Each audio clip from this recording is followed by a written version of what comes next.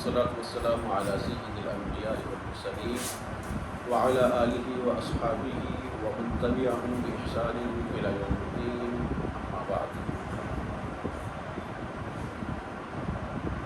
ہماری بات چل رہی تھی کہ روحانی بیماریوں کے علاج کے سلسلے میں، اور یہ بات ہوئی تھی کہ ہر بیماری کی کوئی نہ کوئی دوا ہوتی ہے، اور جو روحانی بیماریاں ہیں ان کی بھی دوا ہے۔ تو ان بیماریوں کے علاج کے لیے جو سب سے بہترین طریقہ کار ہے، سب سے بہترین جو حربہ ہے وہ دعا ہے، اللہ رب العزت سے دعا کرنا۔ اور یہ بات بھی ہوئی تھی کہ سب سے پہلے تو تشخیص کی ضرورت ہے، سمجھنے کی ضرورت ہے کہ ہمیں واقعتاً علاج کی ضرورت ہے۔ اگر ہمیں یہ احساس ہو جاتا ہے، پتہ چل جاتا ہے کہ ہمیں یہ بیماری ہمارے اندر موجود ہے، یہ کوتاہی، یہ کمی ہمارے اندر موجود ہے، جس کی بنا پر ہمیں عبادات میں لذت نہیں مل رہی، جس کی وجہ سے اللہ رب العزت سے تعلق مضبوط نہیں ہو رہا، تو پھر ہمیں اس کے علاج کی فکر ہوگی۔ اگر ہمیں یہ احساس ہی نہ ہو کہ ہم بیمار ہیں تو پھر ظاہر ہے ہم علاج بھی نہیں کر پائیں گے۔ اور دعا کا بھی یہی ہوتا ہے کہ جس قدر زیادہ الحاح کے ساتھ، اصرار کے ساتھ، اضطرار کے ساتھ، ضرورت کو سمجھتے ہوئے عاجزی انکساری کے ساتھ دعا کیجیے، اتنی ہی اللہ رب العزت دعا کو زیادہ قبول کرتی ہے۔ تو ہم نے پچھلے درس میں کچھ اوقات کا ذکر کیا تھا کہ یہ اوقات ہیں جن کے اندر دعا زیادہ قبول ہوتی ہے۔ تو اگر میں آپ لوگوں سے پوچھنا چاہوں تو آپ مجھے بتائیں گے؟ ہر ساتھ کہ ایک وقت بتا دیں۔ بارش کے وقت کی دعا قبول ہوتی ہے۔ نمبر 2، جمعے والے دن دعا قبول ہوتی ہے۔ جمعے والے دن 2 اوقات ہیں دعا کی قبولیت۔ ایک جب امام ممبر پر بیٹھتا ہے، اس وقت سے لے کر جب تک نماز کے لیے ممبر سے اتر نہیں آتا، بلکہ نماز کے بعد تک، یہ دعا کی قبولیت کا وقت ہے جمعے والے دن۔ اور ایک جمعے والے دن عصر کے بعد وقت دعا کی قبولیت کا، خاص دعا کی قبولیت کا وقت ہے، عصر کے بعد سے لے کر مغرب تک کا۔ اچھا جی، 3 وقت ہو گیا۔ اور جی آپ بتائیں؟ اذان اور تکبیر کے درمیان جو دعا کی قبولیت کا وقت ہے۔ ایک فرضی نماز کے بعد یہ دعا کی قبولیت کا وقت ہے۔ ٹھیک ہو گیا۔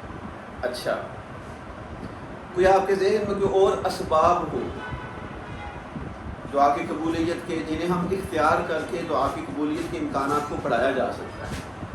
ایک ایک کر کے بتائیں۔ اپنے نیک کاموں کا وسیلہ دے کر۔ ٹھیک ہے جی، نیک کام کر کے، اللہ کے ناموں کا وسیلہ دے کر۔ اس دن بات ہوئی تھی کہ آپ دعا کے لیے باقاعدہ اہتمام کریں۔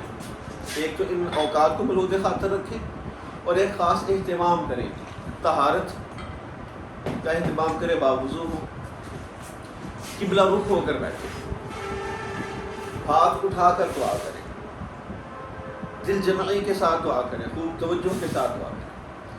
دعا کا آغاز اللہ کے حمد و ثنا کے ساتھ کریں۔ ٹھیک ہے، یہ ساری چیزیں ملحوظ خاطر رکھیں۔ جتنا ان کا زیادہ خیال رکھیں گے اتنی دعا کی زیادہ قبولیت ہوتا ہے۔ اللہ کے حمد و ثنا کے ساتھ آغاز کریں، پھر استغفار کریں، اپنے گناہوں کی معافی مانگیں، کیونکہ جو گناہ ہیں وہ بھی دعا کی قبولیت پر رکاوٹ بنتے ہیں۔ باقاعدہ کچھ گناہوں کا ذکر ہے کہ جو بندہ یہ گناہ کرتا ہے اللہ تعالیٰ اس کی دعا قبول نہیں کرتے۔ گناہوں کو یاد کر کے ان معافی اللہ سے طلب کی جائے، استغفار کیا جائے۔ ٹھیک ہے، اور درود شریف کا اہتمام، کثرت کے ساتھ درود شریف پڑھا جائے۔ تو یہ ساری چیزیں ہیں جن کا اہتمام کیا جائے تو دعا کی قبولیت کا امکان بڑھ جاتا ہے۔ اسی طرح سے جیسا کہ آپ نے کہا کہ نیکی کرنے کے بعد تو دعا سے پہلے صدقہ خیرات کیا جائے، اللہ کے راہ میں کچھ نہ کچھ دیا جائے، اس سے بھی جو ہے وہ دعا کی قبولیت پر اثر پڑے گا، اس کے امکانات بڑھ جائیں گے۔ اچھا، آج ہم گفتگو کریں گے، جیسا کہ آپ نے بات کی ہے کہ اللہ تعالیٰ کے اسماء و صفات کا وسیلہ دیا جائے۔ ایک بات تو یہ یاد رکھیے کہ وسیلے کا حکم ہے، قرآن پاک میں ہے یا ایھا الذین آمنوا اتقوا اللہ وابتغوا الیہ الوسیلہ، ایمان والو اللہ سے ڈر جاؤ اور اللہ تک پہنچنے کا وسیلہ تلاش کرو۔ اب اس وسیلے سے کچھ لوگ غلط معنی مراد لیتے ہیں اور وہ مثالیں دیتے ہیں کہ جناب جس طرح سے چھت پر چڑھنے کے لیے وسیلے کی ضرورت ہوتی ہے، سیڑھی کی ضرورت ہوتی ہے، سیڑھی کے بغیر آپ چھت پر نہیں پہنچ سکتے، اسی طرح سے اللہ تک پہنچنے کے لیے آپ کو کسی شخصیت کے وسیلے کی ضرورت ہے۔ آپ ڈائریکٹ اللہ سے ملاقات یا اللہ کو اپنی بات نہیں سنا سکتے۔ اللہ بہت بلند ہے کہ وہ ڈائریکٹ آپ کے بات، کچھ لوگ اس طرح کی باتیں کرتے ہیں، حالانکہ ہم نے تو قرآن و حدیث کو دیکھنا ہے نا۔ اگر اللہ تک پہنچنے کے لیے اس طرح کے وسیلے کی ضرورت ہے کہ ڈائریکٹ آپ کی بات کو اللہ نہیں سنتے، آپ نے کسی شخصیت کا وسیلہ لے کر آنا ہے، تو پھر اس کا کیا مطلب ہے کہ وَنَحْنُ أَقْرَبُ إِلَيْهِ مِنْ حَبْلِ الْوَرِيدِ، کہ ہم انسان سے اس کی شاہ رگ کے بھی قریب ہیں۔ پھر اس کا کیا مطلب ہے کہ اللہ تعالیٰ کہتے ہیں کہ ادعونی استجب لکم، مجھے پکارو، مجھ سے مانگو، میں تمہاری دعا کو قبول کروں گا۔ تو یاد رکھیے کسی الگ شخصیت کو کسی اور بندے کا درمیان میں وسیلہ لانے کی ضرورت نہیں ہے۔ ہم نے ڈائریکٹ اللہ تک جو ہے وہ رسائی حاصل ہر بندہ کر سکتا ہے، اور اللہ رب العزت انسان سے یہی چاہتے ہیں کہ وہ بغیر کسی اور کے واسطے سے میرے پاس آئے۔ تو پھر اس وسیلے سے کیا مراد ہے جو اللہ کہتے ہیں کہ اتقوا اللہ وابتغوا الیہ الوسیلہ، کہ اللہ سے ڈرو اور اس تک پہنچنے کا وسیلہ تلاش کرو۔ وہ وسیلہ اپنے اعمال کا وسیلہ ہے، ٹھیک ہے؟ جیسے کہ آپ کو یاد ہوگا وہ 3 بندے غار میں پھنس گئے تھے، تو انہوں نے جب اللہ سے دعا کی تھی تو انہوں نے وسیلہ کسی شخصیت کا نہیں دیا تھا، انہوں نے وسیلہ اپنے اعمال کا دیا تھا، اپنی نیکیوں کو یاد کیا تھا۔ ایک بندے نے کہا کہ اے اللہ میری یہ نیکی تھی، میری جتنی نیکیاں ان میں سے مجھے لگتا ہے یہ سب سے بڑی نیکی، اگر تیرے یہاں قابل قبول ہے تو ہمیں اس مصیبت سے نجات دے دے، سراغ تھوڑا سا کھل گیا۔ دوسرے بندے نے اپنی ایک نیکی کا تذکرہ کیا، تیسرے بندے نے اپنی نیکی اپنے اعمال کا وسیلہ دیا، ٹھیک ہے؟ ایک وسیلہ یہ ہے، اور دوسرا وسیلہ اللہ تک پہنچنے کا، اللہ کے قرب کے حصول کا، وہ ہے اللہ رب العزت کے اسماء اور صفات کا وسیلہ لینا۔ اے اللہ میں تیری اس صفت کا وسیلہ دیتا ہوں، ہم اپنے گناہوں کی معافی چاہتے ہیں، اے اللہ ہم تیرے غفور الرحیم ہونے کا وسیلہ دیتے ہیں تجھے، اس وسیلے سے تجھ سے مانگتے ہیں، ٹھیک ہے؟ تو عطا کرنے والا ہے، تو معاف کرنے والا ہے، تو دینے والا ہے، تو ہمارا رب ہے، تو ہمارا پالنے والا ہے، تو ہمارا خالق ہے، ان صفات کا وسیلہ دیتے ہیں۔ تو اللہ تعالیٰ کی اسماء اور اللہ تعالیٰ کی صفات کا وسیلہ، اسماء حسنی 99 نام اللہ رب العزت کے جو ہمیں آقا علیہ الصلوۃ والسلام نے سکھلائے ہیں وہ بھی یاد کیے جائیں، ان ناموں کے ساتھ اللہ کو پکارا جائے، یا رحمان، یا رحیم، یا کریم، یا ذوالجلال والکرام، یا حی، یا قیوم، ٹھیک ہے؟ تو وہ 99 نام یاد کر لیے جائیں اور ان ناموں کے ساتھ اللہ کو پکارا جائے، ان صفات کے ساتھ اللہ کو پکارا جائے، یہ بھی ایک وسیلہ ہے۔ اور اسی طرح سے ایک اسم اعظم ہے، اسم اعظم، اسم اعظم کے بارے میں ہے آقا علیہ الصلوۃ والسلام فرماتے ہیں کہ جو بندہ اسم اعظم کے وسیلے سے اللہ سے مانگتا ہے تو پھر کیا ہوتا ہے کہ جو بندہ اسم اعظم کے وسیلے سے مانگتا ہے، جو مانگتا ہے اس کو ملتا ہے، اور اس کی دعا جو ہے وہ اللہ تعالیٰ قبول کرتی ہے۔ آج ہم نے دیکھنا ہے کہ اسم اعظم کیا ہے۔ اسم اعظم کے بارے میں کچھ احادیث ہیں، وہ میں آپ کے سامنے رکھوں گا۔ ان احادیث میں اسم اعظم کا صحیح احادیث کی روشنی میں تذکرہ کیا گیا ہے۔ پہلے نمبر پر یہ ہے، یہ میں آپ کے سامنے وائٹ بورڈ پر لکھ رہا ہوں تاکہ آپ کو جو ہے دونوں وسائل، کان بھی استعمال ہوں اور آنکھیں بھی استعمال ہوں، یاد کرنے میں آسانی ہو۔ پھر میں واٹس ایپ پہ بھی آپ کے ساتھ شیئر کر دوں گا، تو اس کو آپ لوگ یاد کریں گے۔ یہ جو اسم اعظم ہے، جن جن الفاظ کو اللہ کے نبی نے اسم اعظم قرار دیا ہے، ان کو ہم کیا کریں گے؟ یاد کریں گے اور اپنی دعاؤں کے اندر ان کے ذریعے اللہ سے مانگیں گے۔ تو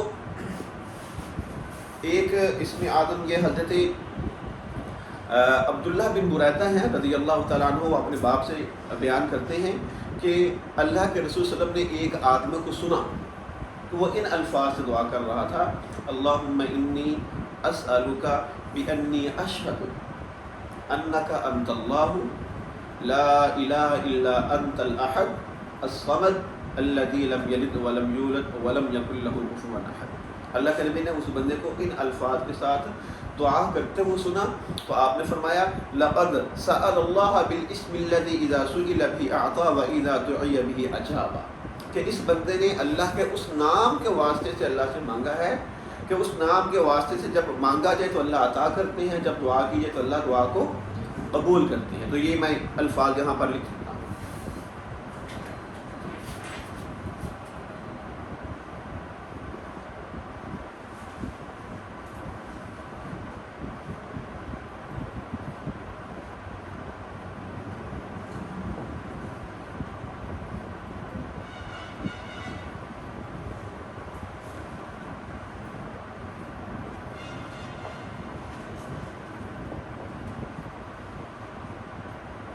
اللہم انی اسألک، ترجمہ بھی دیکھتے جائیے، اے اللہ میں تجھ سے مانگتا ہوں، میں تجھ سے سوال کرتا ہوں، بانی اشہد، اس لیے کہ میں گواہی دیتا ہوں۔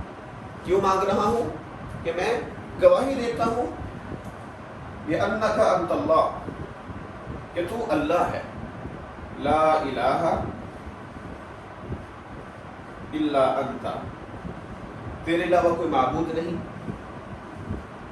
الاحد، تو اکیلا ہے، الصمد، بے نیاز ہے،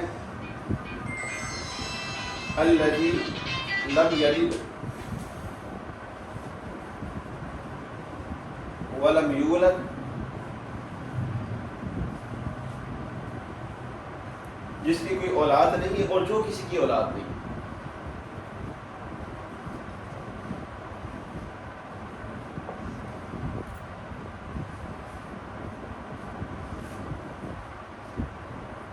وَلَمْ يَكُنْ لَهُ كُفُوًا أَحَدٌ، اور اس کا کوئی برابر اور ہمسر نہیں۔ دیکھیے آپ ذرا اٹینشن کے ساتھ ان الفاظ پر غور کریں تو خود بخود ہی ایک خاص کیفیت پیدا ہو جاتی ہے۔ اے اللہ میں تجھ سے اس لیے سوال کر رہا ہوں، میں تجھ سے اس لیے مانگ رہا ہوں کہ میں گواہی دیتا ہوں کہ تو اللہ ہے، تجھے اللہ مان رہا ہوں، میں گواہی دیتا ہوں، اس لیے میں تجھ سے مانگ رہا ہوں، میں تیرے علاوہ کسی کو اللہ مانتا ہی نہیں، تو پھر میں تیرے علاوہ اور کس سے مانگوں؟ میں گواہی دیتا ہوں کہ تو اللہ ہے، لا الہ الا انت، تیرے علاوہ کوئی معبود ہے ہی نہیں، انت الاحد، تو اکیلا ہے، الصمد، تو بے نیاز ہے، لم یلد ولم یولد، تیری کوئی اولاد نہیں اور تو کسی کی اولاد نہیں ہے، کوئی تجھ سے نکلا نہیں ہے اور تو کسی سے نکلا نہیں ہے، ولم یکن لہ کفوا احد، اور تیرا کوئی ہمسر نہیں ہے۔ تو ان الفاظ کے ساتھ دعا کی جائے تو آقا علیہ الصلوۃ والسلام فرماتے ہیں کہ اس بندے نے اللہ تعالیٰ کے اس نام کے ساتھ مانگا ہے کہ جس کے ساتھ مانگا جائے تو اللہ دیتے ہیں، اور جب دعا کی جائے تو اللہ دعا قبول کرتے ہیں۔ اور ایک روایت میں ہے لقد سألت اللہ باسمہ الاعظم، اے مانگنے والے تو نے اللہ کے اسم اعظم کے حوالے سے اللہ سے مانگا ہے، تو نے اللہ کے اسم اعظم کا حوالہ دیا ہے، ٹھیک ہے۔ تو ایک یہ دعا ہے جسے اس روایت کے اندر اسم اعظم قرار دیا گیا ہے۔ اسی طرح سے ایک اور روایت ہے، یہ حضرت انس بن مالک رضی اللہ تعالی عنہ بیان کرتے ہیں اور کہتے ہیں کہ ایک آدمی نے نماز پڑھی، ٹھیک ہے، نماز پڑھنے کے بعد اس نے یہ دعا پڑھی، اللہم انی اسألک بان لک الحمد لا الہ الا انت المنان بدیع السماوات والارض یا ذا الجلال والاکرام یا حی یا قیوم۔ ان الفاظ کے تحت اس بندے نے دعا کی تو آپ نے فرمایا لقد سأل اللہ باسمہ الاعظم، اس بندہ نے اللہ کے اسم اعظم کے ساتھ اللہ سے دعا کی ہے، الذی اذا دعی بہ اجاب واذا سئل بہ اعطی، کہ جب اس اسم اعظم کے ذریعے مانگا جاتا ہے تو اللہ عطا کرتے ہیں، جب دعا کی جاتی ہے تو اللہ تعالیٰ دعا کو قبول کرتے ہیں۔ وہ کیا الفاظ ہیں؟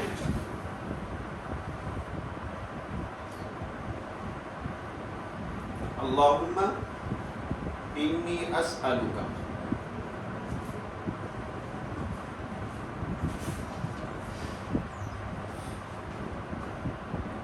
بأن لک الحمد، اے اللہ میں تجھ سے سوال کرتا ہوں بأن لک الحمد، اس لیے کہ تو ہی تعریف کے لائق ہے، ساری تعریف ہے ہی تیرے لیے، لا الہ الا انت،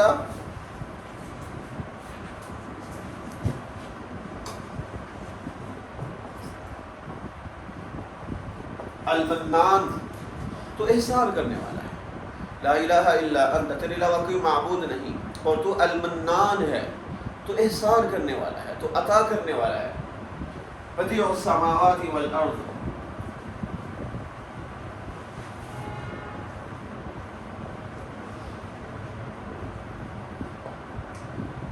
آسمان و زمین کو بغیر کسی مثال کے نئے سرے سے بنانے والا ہے۔ دیکھیں، تخلیق کچھ بنانا، اس میں کئی صورتیں ہو سکتی ہیں۔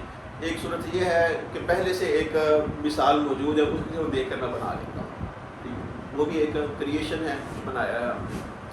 اور ایک یہ ہے کہ پہلے سے مثال تو موجود نہیں ہے، لیکن میں اپنے ذہن کو استعمال کرتے ہوئے بغیر مثال کے بناتا ہوں، لیکن ظاہر میٹیریل اس کے لیے موجود ہے، اس کو ہم ایجاد کا نام دیتے ہیں۔ میٹیریل تو کم از کم موجود ہوتا ہے، لیکن پھر ہم ایک نئی چیز بنا لیتے ہیں، ٹھیک ہے۔ لیکن اللہ رب العزت بدیع ہے۔ بدیع کا مطلب ہوتا ہے کہ بغیر کسی مثال کے اور بغیر میٹیریل کے۔ آسمان و زمین کا وجود ہی نہیں تھا، میٹیریل بھی نہیں تھا، ٹھیک ہے۔ تو بدیع السماوات والارض، تو آسمان و زمین کو نئے سرے سے بنانے والا ہے، میٹیریل بھی پیدا کیا ہے، آسمان و زمین کو پیدا کیا اور بغیر مثال کے پیدا کیا ہے، ٹھیک ہے۔ تو یہ اللہ تعالیٰ کی صفات کا واسطہ دیا جا رہا ہے۔ بدیع السماوات والارض یا ذا الجلال والاکرام،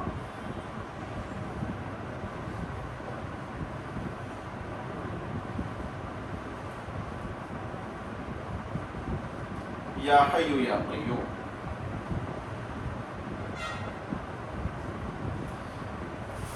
یا ذا الجلال والاکرام، اے عزتوں والے، اے بزرگی والے، ذا الجلال عظمت والے، بڑائی والے، والاکرام اے کرم کرنے والے، بخشش دینے والے، عطا کرنے والے، یا حی اے زندہ۔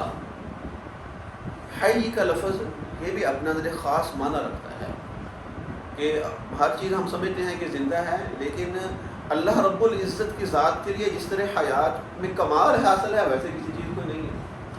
ہر کائنات کے ہر چیز کی زندگی اللہ تعالیٰ کی دی ہوئی ہے، وہ اللہ کی مخلوق ہے، اور کائنات کے ہر چیز نے ایک وقت آنا ہے، ختم ہو جانا ہے، لیکن اللہ تعالیٰ کی زندگی ایسی ہے کہ وہ کسی کی مرہون منت نہیں ہے، اور وہ ابد سے ہے، ازل سے ہے اور ابد تک ہے، اس کی کوئی انتہا نہیں ہے اور کوئی اس کی ابتدا نہیں۔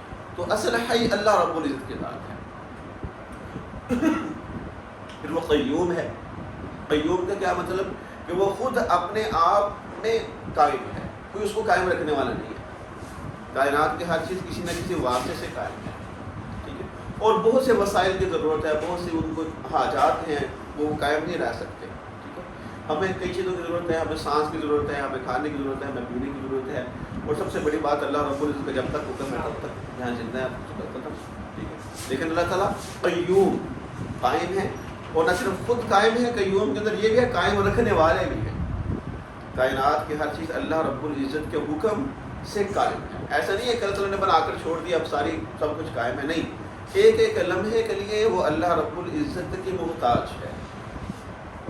ان اللہ یمسک السماوات والارض ان تزولا، اللہ تعالیٰ آسمان و زمین کو السلام پکڑے ہوئے ہیں، زمین و آسمان کو اللہ تعالیٰ تھامے ہوئے ہیں، یہ کہیں ہل نہ جائیں، زائل نہ ہو جائیں۔ وَلَئِنْ زَالَتَا إِنْ أَمْسَكَهُمَا مِنْ أَحَدٍ مِّن بَعْدِهِ، اگر اللہ تعالیٰ ان کو چھوڑ دے تو کوئی ان کو روک نہیں سکتا، قائم نہیں رکھ سکتا۔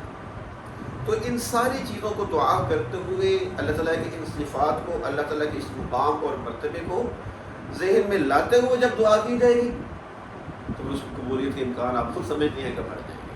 تو دوبارہ پھر دیکھیے، اللہم انی اسألک بأن لک الحمد، اے اللہ میں تجھ سے مانگتا ہوں، کیوں مانگتا ہوں؟ کہ تو ہی قابل تعریف ہے، تیری تعریف کرتا ہوں، تعریف کے قابل صرف تو ہی ہے، لا الہ الا انت، تیرے علاوہ کوئی معبود نہیں ہے، المنان، تو عطا کرنے والا ہے، تو دینے والا ہے، تو احسان کرنے والا ہے۔ احسان یہ ہوتا ہے کہ کسی کے حق سے زیادہ اس کو دینا، ٹھیک ہے۔ تو گیا ہم اعتراف کر رہے ہیں کہ اللہ ہم حقدار نہیں ہیں، ہم اس قابل نہیں ہیں کہ تو دے، لیکن تو دینے والا ہے، تو منان ہے، تو احسان کرنے والا ہے، تو کوئی حقدار نہ بھی ہو تب بھی دیتا ہے۔ تو تیری اس صفت کا ہم تجھ سے واسطہ دیتے ہیں کہ جب تو بغیر استحقاق کے عطا کرتا ہے تو ہمیں بھی بغیر استحقاق کے عطا کر دے، ہم تو حقدار نہیں ہیں، لیکن تو منان ہے، تو ہمیں نہ دیکھ تو اپنے صفات کو، انت المنان، تو منان احسان کرنے والا ہے، اور تو وہ ہے کہ بدیع السماوات والارض، اتنی بلند شان رکھنے والا ہے کہ آسمان و زمین کو، ساری کائنات کو بنانے والا ہے اور بغیر مثال کے بنانے والا ہے۔ یا ذا الجلال والاکرام، اے عزتوں والے، اے عطا کرنے والے، یا حی یا قیوم، اے ہمیشہ سے زندہ اور ہمیشہ زندہ رہنے والے، یا قیوم، اے ہر چیز کو قائم رکھنے والے۔ اب ان الفاظ کے ساتھ جب دعا کی جائے گی تو پھر اس کی قبولیت خود بخود، اس کے امکانات روشن ہو جائیں گے، اور یہ اسم اعظم ہے۔ آقا علیہ الصلوۃ والسلام اس بندے کو جس نے نماز پڑھ کے یہ الفاظ پڑھے، آپ نے فرمایا لقد سأل اللہ باسمہ الاعظم، اس نے اللہ تعالیٰ کے اسم اعظم کے حوالے سے اللہ تعالیٰ سے مانگا ہے۔ اسی طرح سے یہ سورہ بقرہ کے اندر ایک آیت ہے وَإِلَٰهُكُمْ إِلَٰهٌ وَاحِدٌ لَا إِلَٰهَ إِلَّا هُوَ الرَّحْمَٰنُ الرَّحِيمُ، ٹھیک ہے جی۔ سورہ بقرہ میں دوسرے پارے میں قوم کے پاس یہ الفاظ ہیں۔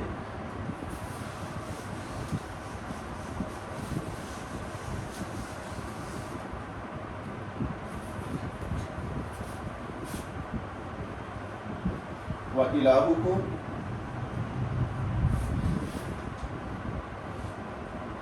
إِلَٰهٌ وَاحِدٌ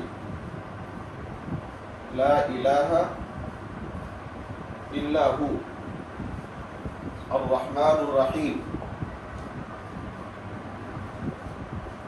اسی طرح سے سورہ آل عمران کے جو ابتدائی الفاظ ہیں، پہلی دو آیات، الف لام میم، اللہ لا الہ الا هو الحی القیوم۔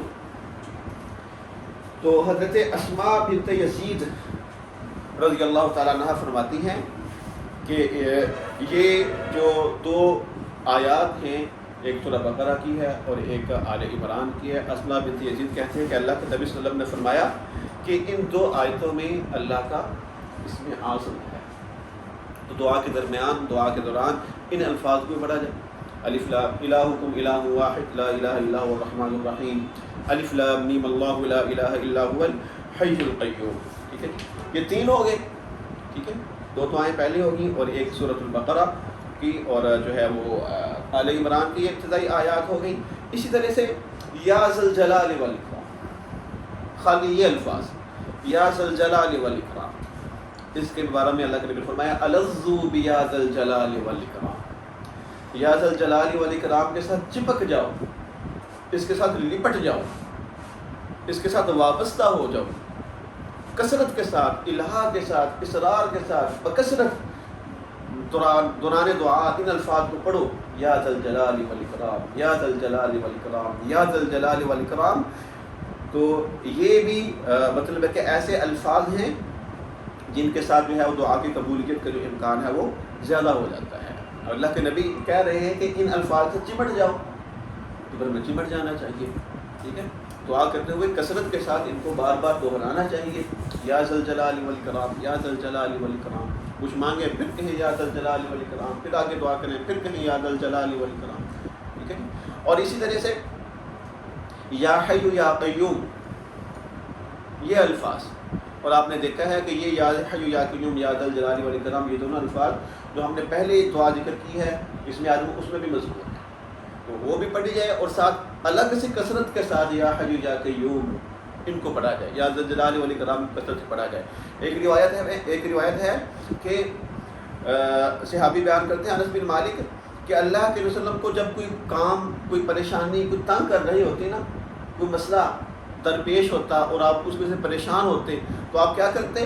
اذا کربہ امر قال یا حی یا قیوم برحمتک استغیث، تو کثرت کے ساتھ یہ الفاظ ادا کرتے، یا حی یا قیوم برحمتک استغیث، اے زندہ، اے قائم رہنے والے، اے قائم رکھنے والے، برحمتک استغیث، میں تیری رحمت کے واسطے سے تجھ سے مدد مانگتا ہوں۔ اور اسی طرح سے ابو ہریرہ کہتے ہیں کان اذا اہم الامر، جب کوئی اہم معاملہ ہوتا، رفع رأسہ الی السماء، تو اللہ کے نبی اپنا سر آسمان کی طرف اٹھاتے، اور واجتہد فی الدعاء، جب آپ دعا کے اندر زیادہ کوشش کر رہے ہوتے، زیادہ محنت کر رہے ہوتے، تو یہ الفاظ کہتے یا حی یا قیوم۔ کیا پتہ چلا کہ دعا کے اندر یا حی یا قیوم یا ذا الجلال والاکرام، ان الفاظ کو کثرت کے ساتھ پڑھنا چاہیے. ٹھیک ہے، کتنی چیزیں ہوگی؟ 4 چیزیں ہوگی. پہلی وہ دعا اللہم انی اسألک بانی اشہد انک انت اللہ لا الہ الا انت الاحد الصمد. ٹھیک ہے، اور ایک اللہم انی اسألک بان لک الحمد لا الہ الا انت المنان بدیع السماوات والارض، اور 2 ہوگی. اور نمبر 3 سورہ بقرہ اور سورہ آل عمران، ان کی پہلی آیات. ٹھیک ہے، 3 ہوگی. اور نمبر 4 یا حی یا قیوم اور یا ذا الجلال والاکرام. یا حی یا قیوم بھی ساتھ برحمتک استغیث بھی شامل کیا جا سکتا ہے. ٹھیک ہے، اور اسی یا حی یا قیوم کے بارے میں حضرت ابو ہریرہ رضی اللہ تعالیٰ عنہ بیان کرتے ہیں کہ اسم اللہ الاعظم، بلکہ اللہ کے رسول نے فرمایا، ابو ہریرہ رضی اللہ تعالیٰ عنہ اللہ کے رسول سے بیان کرتے ہیں، مرفوع حدیث ہے کہ آپ نے فرمایا کہ جو اللہ کا اسم اعظم ہے وہ 3 صورتوں میں ہے، سورہ بقرہ، سورہ آل عمران اور سورہ طٰہٰ. ٹھیک ہے، ابو ہریرہ کہتے ہیں کہ میں نے پھر ان تینوں صورتوں کا مطالعہ کیا، بڑا سارا، تینوں صورتوں کو کہاں ہو سکتا ہے. تو میں نے دیکھا کہ یا حی یا قیوم جو ہے نا، الحی القیوم، یہ اللہ کا اسم اعظم ہے، یہ تینوں صورتوں کے اندر موجود ہے، سورہ آل عمران میں بھی، سورہ بقرہ میں بھی اور سورہ طٰہٰ میں بھی. اور کوئی الفاظ نہیں ہے جو ان تینوں صورتوں کے اندر ہوں. تو وہ کہتے ہیں تو پھر مجھے یہی پتہ چلا کہ جو یا حی یا قیوم کے الفاظ ہیں یہ اللہ کا اسم اعظم ہے. اچھا، اور 5ویں چیز وہ ہے، ہمیں دعا یاد ہی ہے، لا الہ الا انت سبحانک انی کنت من الظالمین. اس کو بھی اللہ کے نبی نے اسم اعظم قرار دیا ہے. 3-4 روایات ہیں اس بارے میں. ایک سعد بن ابی وقاص رضی اللہ تعالیٰ عنہ کی روایت ہے، کہتے ہیں کہ رسول نے فرمایا دعوت ذی النون اذا دعا وهو فی بطن الحوت، مچھلی والے کی دعا جب انہوں نے اللہ کو پکارا جبکہ وہ مچھلی کے پیٹ میں تھے، لا الہ الا انت سبحانک انی کنت من الظالمین. اللہ کے نبی فرماتے ہیں انہ لم یدع بها مسلم فی شیء قط الا استجاب اللہ له. ان الفاظ کے ساتھ جب بھی کوئی مسلمان دعا کرتا ہے اللہ تعالیٰ اس کی دعا کو قبول کرتے ہیں. تو گویا لا الہ الا انت سبحانک انی کنت من الظالمین یہ بھی وہ الفاظ ہیں جو اسم اعظم جنہیں کہا جا سکتا ہے، بلکہ اسم اعظم اللہ کے نبی نے ان کو کہا ہے، اور ان الفاظ کے ساتھ بھی دعا قبول ہوتی ہے. اسی طرح ایک روایت میں ہے الا اخبرکم بشیء اذا نزل برجل منکم امر مهم فدعا به یفرح اللہ عنہ دعاء ذی النون. آپ فرماتے ہیں تمہیں ایک چیز بتاؤں، اللہ کے نبی فرماتے ہیں صحابہ کو تمہیں ایک چیز بتلاؤں، جب بھی تم میں سے کسی بندے کو مصیبت آئے، کوئی تکلیف آئے، کوئی پریشانی آئے، تو وہ کیا کرے، فدعا به، اور وہ ان الفاظ کے ساتھ دعا کرے، لا الہ الا انت سبحانک انی کنت من الظالمین، یفرح اللہ عنہ، تو اللہ تعالیٰ اس سے اس مصیبت کو ٹال دیں گے. اور آپ نے فرمایا وہ ہوا دعاء ذی النون، وہ مچھلی والے کی دعا، حضرت یونس علیہ السلام کی دعا. اسی طرح ایک اور بھی ہے هل ادلکم علی اسم اللہ الاعظم دعاء یونس. آپ فرماتے ہیں کیا تمہیں اللہ کے اسم اعظم کے بارے میں بتاؤں، وہ ہے دعا یونس، یونس علیہ السلام کی دعا. تو یہ 5 چیزیں، کچھ چیزیں اور بھی ہیں لیکن آج کے سبق میں آپ ان 5 چیزوں کو یاد رکھیں اور ان کو دعا یاد بھی کریں اور دعا کے اندر اہتمام کے ساتھ ان کو شامل کریں. ٹھیک ہے، تو میں واٹس ایپ گروپ میں بھی آپ کے ساتھ شیئر کر دوں گا. دعا اللہ رب العزت ہمیں دعا کرنے کی، بکثرت دعا کرنے کی اور ان اصولوں کے مطابق دعا کرنے کی توفیق دے جو اللہ نے، اللہ کے رسول نے ہمیں سکھلائی.